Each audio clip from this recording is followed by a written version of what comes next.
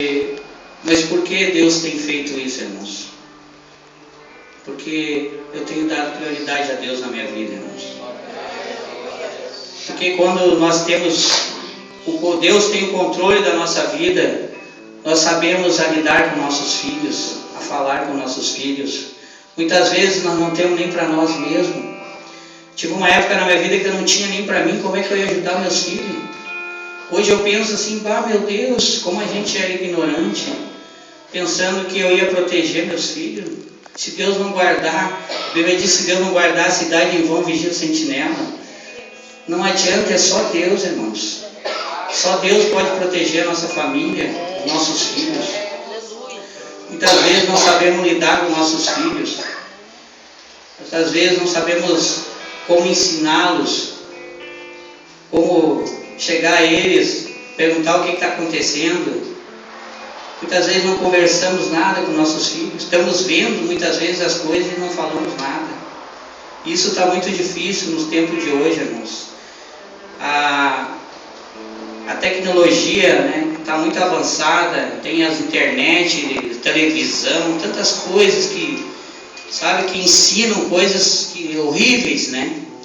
E muitas vezes, quando perdemos o controle dos nossos filhos, aí os nossos filhos caem nesse mundo aí, que é um mundo de podridão, um mundo sujo, um mundo que não oferece nada, irmãos. Aleluia, Jesus. E uma coisa que eu aprendo com essa palavra, irmãos. Aleluia, Jesus. Aqui nós temos um relato de uma conversão do carcereiro. Diz que naquela época, quando era feita uma ordem para o carcereiro guardar um preso, ele não podia deixar fugir aquele preso. Se ele deixasse fugir aquele preso, ele era morto, ele era executado. Então diz a Bíblia que quando Paulo e Silas oravam e cantavam a Deus ali, diz que as portas se abriram, as cadeias se arrebentaram, as correntes, diz que estavam todos libertos, mas diz que todos ficaram ali. E diz que o carcereiro, quando olhou aquilo ali, ele pegou a espada e ele ia se suicidar. E diz que Paulo gritou bem alto: não faça tal coisa. Irmãos, quantas pessoas lá fora no mundo estão desesperados. Muitas vezes muitos estão pensando até em tirar sua própria vida. Não tem saída mais, não tem uma palavra, não sabe o que fazer mais da sua vida, tentando com tantas coisas, tentando se matar, tomando remédio, drogas, sem saber o que fazer. Mas Deus tem uma palavra e Deus quer usar a tua boca, quer usar você para isso. Muitas vezes nós achamos que a obra de Deus não é só na igreja. Não é só virmos aqui na igreja, falarmos aqui no púlpito. A obra de Deus está lá fora. Irmãos, eu trabalho durante o dia, o meu serviço, eu lido com o público. E muitas vezes eu tenho deparado com muitas pessoas, e quando a gente tem um chamado de Deus na nossa vida, não adianta. As pessoas, elas vêm e começam a reclamar, a falar, começam a falar, contar dos seus problemas, é automático, não precisa falar nada. E ali, irmãos, a pessoa, só uma palavra que tu dá para aquela pessoa, ela diz: mas foi tão bom conversar contigo, eu me senti tão melhor agora, me senti mais forte, mais fortalecido. E assim, irmãos, Deus, as pessoas lá fora esperam uma palavra tua também. Talvez você tenha pouco tempo de conversão, está pouco tempo, está caminhando aí, Deus fez algo na tua vida, Deus transformou a tua vida.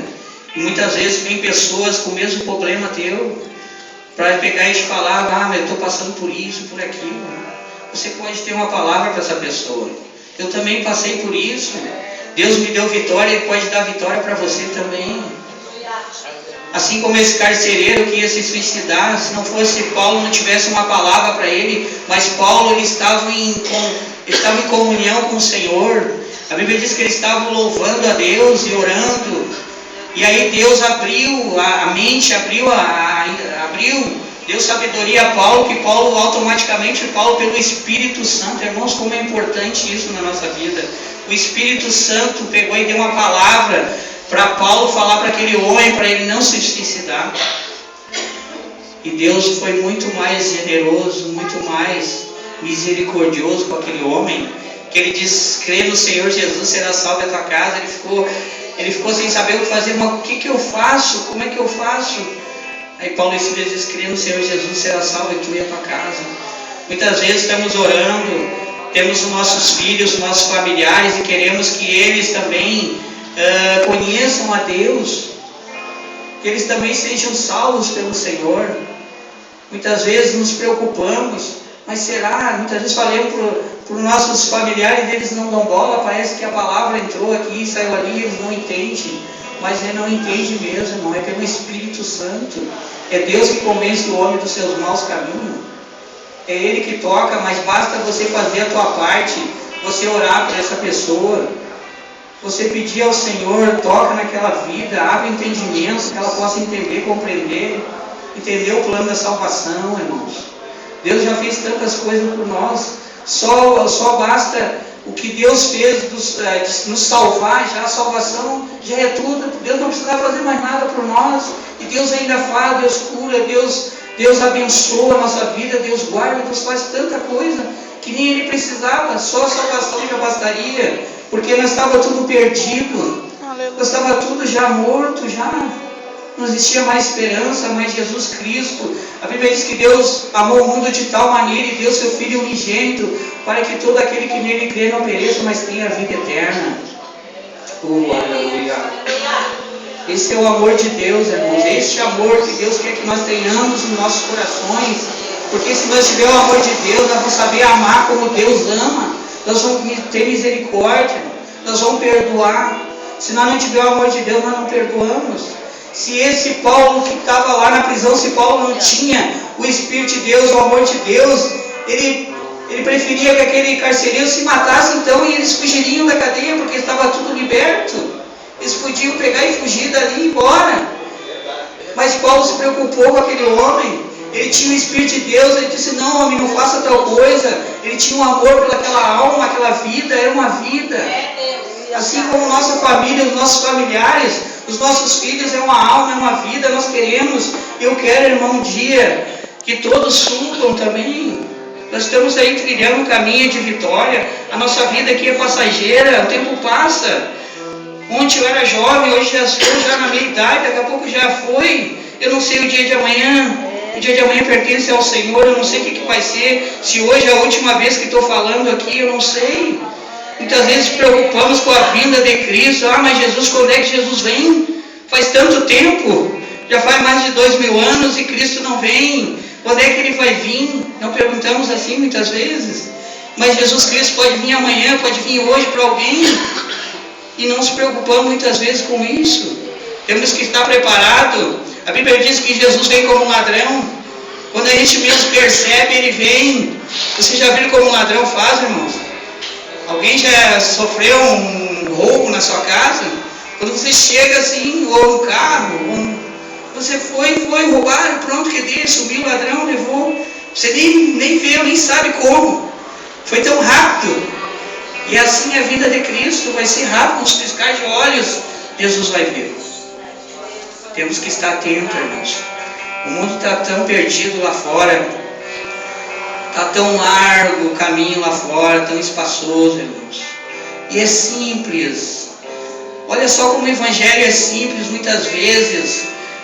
Tu fala: tu quer aceitar Jesus, parece tão difícil aceitar Cristo. Mas eu tenho... Olha só, irmãos, como o pensamento: mas eu fumo, eu bebo, eu não vou poder mais ir no baile, não vou poder fazer isso, não fazer aquilo. Jesus disse: vinha como tu está. Se tu quer mudar, Cristo mude o teu coração, é Ele que vai mudar, não vou ser eu que vou dizer para você, não vai ser um irmão que vai dizer para você, é Deus, é Ele que faz na nossa vida, irmão. Se Deus não mudasse a minha vida, eu não estaria hoje aqui. Se não fosse Cristo, se Deus não me fizesse nascer de novo, ter uma nova vida com Ele, eu não estaria aqui. Muitas vezes as pessoas olham para a gente e acham que a gente está feliz. Antes de aceitar Cristo, as pessoas olhavam para mim, eu estava sempre rindo, eu sempre fui risonho, como sou hoje. E daí as pessoas: mas ele está sempre rindo, mas não conhecia o coração lá dentro. Eu estava rindo por fora, irmãos, mas lá dentro estava triste. Lá dentro estava batido, ninguém sabia o que eu estava passando. Ninguém sabe a nossa vida. Eu posso olhar para você, olho para você, mas eu não sei o que está passando no teu coração. Eu não sei a luta que tu está passando, o sofrimento. Eu não sei o que está sendo um gigante na tua vida, o que está te angustiando. Mas Deus sabe e Ele cura. Ele lava o coração, Ele lava a alma. Eu estava perdido, irmãos, não tinha mais aonde ir. Eu não tinha mais, eu chegava numa esquina, eu parava, eu tinha na época uma moto, e eu pensava, eu vou na casa do fulano, eu vou na casa do ciclano, de repente lá vai estar bom, a conversa vai estar boa, de repente vai ter uma conversa boa lá. E eu chegava lá e o problema, tinha mais problema ainda, e eu digo, meu Deus, quem pode me ajudar? Ninguém podia, ninguém sabia o que estava passando dentro de mim, e eu achava, mas o que está acontecendo?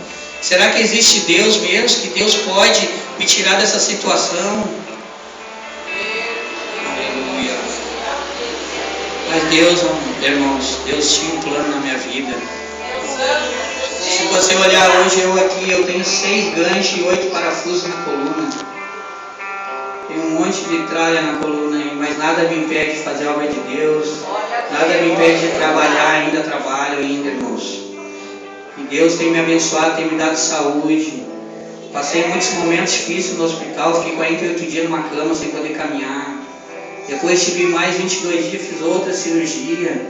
Mas daí a primeira cirurgia era sem, não te conhecia Cristo ainda. Foi difícil, quase morri, perdi minha vida no hospital. E lá no hospital mesmo eu tive um momento que eu disse, Senhor, se Tu existe, me tira dessa situação. E Deus pegou pela misericórdia e pelo plano dele na minha vida. Quando o médico chegou, era numa segunda-feira, eu tinha colocado um material na coluna e deu infecção, e a infecção estava generalizando, e aí não tinha mais antibiótico que tivesse parar aquilo ali, começaram a dar os antibióticos mais fortes que tinha e não adiantava nada, e aí o médico chegou e disse, vão ter que tirar isso de volta, vão ter que raspar, e aí naquele momento, foi num domingo para segunda, e eu peguei, eu tinha ganhado um Novo Testamento, eu fiquei num mês de vento, eles deram um Novo Testamento, eu estava lendo aquele Novo Testamento e eu dizia, mas será que... Eu falei com Deus, eu disse, Deus, se Tu existe mesmo, me tira dessa situação. E irmãos, um milagre Deus fez na minha vida. Na segunda-feira o médico passou de manhã no meu quarto e olhou e disse, mas como? Não está saindo mais nada aqui? Oh, glória a Deus. Não está saindo mais... Irmãos, a enfermeira tirava seringa de secreção, irmãos, para te ver como é que estava a situação. E aí o médico chegou e apertou, mas não está saindo mais nada. E eu já estava nervoso, eu já estava achando que eu não ia aguentar mais. E aí chegou a minha irmã, chegou a nutricionista e falou, olha... Aí eu digo, não, mas eu já estava em jejum já para fazer uma cirurgia a 1h da tarde. E aí chegaram e disseram, não, tu não vai mais fazer. Foi suspenso. E ali começou, irmãos, o plano de Deus começou. Daí um dia... eu encontrei um amigo meu e ele me convidou para ir num culto. Eu disse, mas que eu quero nesses crentes aí, né? Tudo louco aí, né? E aí eu peguei e fui na igreja. Daí eu deixei na porta da igreja. Parei o carro, ele desceu e disse, mas tu não vai entrar? Vamos entrar. E eu disse assim, não, outra hora eu venho aí. Aí eu perguntei, eu mesmo, falei comigo mesmo, disse, por que eu não posso ir fazer uma visita, né? Aí fui, irmãos, no outro dia eu fui na casa dele, só quando é que tem culto lá? Terça-feira, vou lá. Daí fui na igreja, e aí Deus falou comigo lá, fui na quarta-feira de tarde, aí Deus falou mais forte comigo, usou um pastor que estava pregando e disse que armas humanas não podiam ter me matado, e que Deus tinha me tirado da Umbanda, que Deus tinha um plano na minha vida.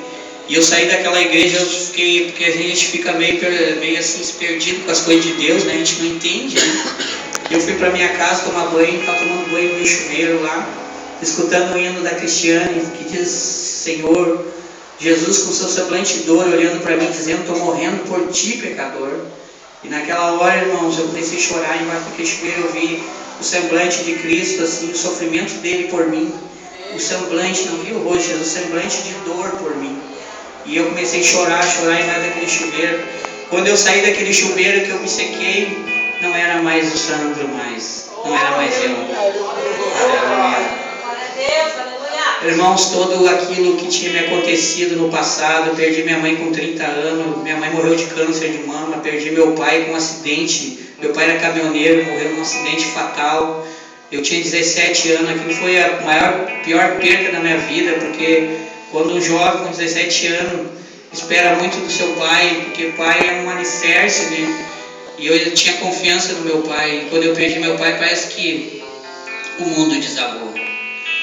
Mas eu disse, não, eu tenho que trabalhar, eu vou ter que lutar, eu vou ter que honrar o nome do meu pai, que meu pai era um homem muito trabalhador. E eu disse, não, eu vou lutar. E quando fui trabalhando, fui lutando. Aí com 30 anos, a minha mãe tem um câncer de mama, ela era mãe de santo, ela tinha uma umbanda, um centro de umbanda em casa. E aí foi indo, e aí falaram para ela lá que eles iam curar ela, que ela ia ser curada, e ela acabou falecendo, confiando naquilo. E aí eu me revoltei, eu disse, não pode acontecer isso. Eu digo, não falo e não fazem, falo e eu confiando naquilo ali também.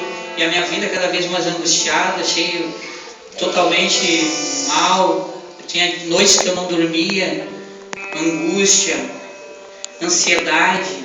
Eu fumava muito, irmãos. Era horrível a minha vida. Eu tinha dias assim que eu passava a noite em claro, sem conseguir dormir, angustiado, preocupado com o outro dia. E aí, irmãos, naquele momento, Deus lavou a minha alma. Por isso que eu digo, irmãos, que o amor de Deus, eu tinha um vazio de pai e mãe. Jogava a culpa nisso. Eu estou infeliz porque eu perdi o pai e a mãe, porque eu estou passando por isso, que eu sou infeliz. Mas não era nada disso, irmãos, faltava Deus. Esse vazio que nós temos é o espaço que Deus preenche na nossa vida. E ali, irmãos, Deus fez uma obra na minha vida. Todas aquelas mágoas, aquelas feridas do passado, Deus lavou, limpou. E Deus confortou meu coração, porque Deus, Ele é pai, Ele é mãe. Eu digo que o amor de Deus está acima do amor de mãe, abaixo do amor de Deus está o amor de mãe. Mas Deus fala na sua palavra, ainda que a sua mãe abandone, que desampare. Deus diz, eu jamais te desamparei. Jamais, Deus jamais, irmãos. O amor de Deus é muito grande nas nossas vidas. Deus tem muitas coisas para fazer na nossa vida. Quando nós confiamos em Deus, quando nós cremos no Senhor Jesus, Ele nos dá uma nova vida. E uma novidade de vida é viver uma nova vida com Cristo, é abandonar tudo aquilo que nos prejudica, irmãos. Deus fez uma obra completa, Deus tirou tudo. Eu bebia, eu fumava, eu fazia, eu saía, eu era bem doido da cabeça. E Deus mudou tudo, irmãos. Graças a Deus. E irmãos, sabe que, como a palavra diz, que quando nós cremos em Jesus, será salvo nós e a nossa casa. Até hoje, irmãos, eu me preocupo muito com meus filhos. Eu quero o melhor para eles, e sabe que os nossos filhos são herança do Senhor, né? E nós nos preocupamos com a nossa família, com as nossas esposas, com o nosso esposo. Queremos ter uma vida, não é fácil, irmãos, mas queremos ser amigos, ser parceiro, companheiro, porque não adianta conflito numa família, até é horrível, irmãos. É horrível ter conflito na nossa casa. Se nós não tivermos paz, comunhão com os outros em casa, nós temos que ter um relacionamento bom com as nossas esposas, com nossos esposos, com nossos filhos, conversar. Irmãos, o melhor relacionamento é conversar. Conversar. Muitas vezes não perdemos tempo, estamos preocupados com o trabalho, preocupados com tanta coisa, e não temos um tempo para conversar, sentar com o fulaninho, olha, senta aqui, vamos conversar. Como é que tu está pensando? O que tu está passando? O que tu está sentindo? O que tu quer? O que tu está pensando? Está pensando em alguma coisa? É esse momento, às vezes, irmãos. Muitas vezes lá fora, muitas pessoas, irmãos. Olha só uma coisa tremenda. Às vezes tem pessoas lá fora que ninguém dá conversa. Ninguém conversa. Ninguém perde um tempinho para conversar, dar uma atenção para aquela pessoa. Muitas pessoas, elas não querem muito, elas querem só uma atenção. Só tu dar um carinho para elas, uma atenção, já é o bastante para elas.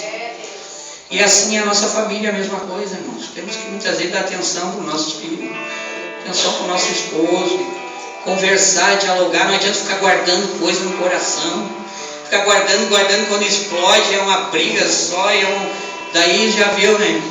Dá aquele problema, né? Mas não, irmãos, vamos dialogar. Fala o que está sentindo no teu coração. Melhor é colocar as coisas no lugar já. Não adianta ficar guardando mágoa, guardando. E as mulheres gostam de guardar coisa, né? O homem entra aqui, sai ali e deu, né? Entra aqui, sai no outro ouvido. E a mulher já não, entra aqui e vai pro coração. Ela fica ali. Ele me falou isso, e vai o dia todo. Chegou no fim do dia, quando dá uma oportunidade, ela despeja. Daí ela já abre o baú lá atrás e tira um monte de coisa. Glória a Deus. Mas é assim, irmão, Deus nunca fez. A mulher é diferente do homem. A mulher não é igual ao homem. É diferente, não adianta. Deus fez mulher e fez o homem, não são iguais. Mas aí, quando Deus está no meio do casal, quando Deus é prioridade na nossa vida, quando nós temos comunhão com o Senhor, aí o amor de Deus, daí Deus dá paciência, Deus dá, daí, irmãos, para nós poder suportar, poder ser amigo, não é fácil.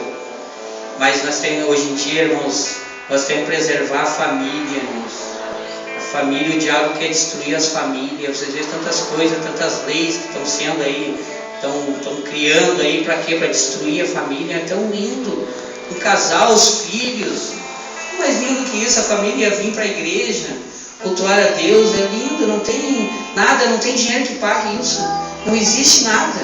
Isso é lindo.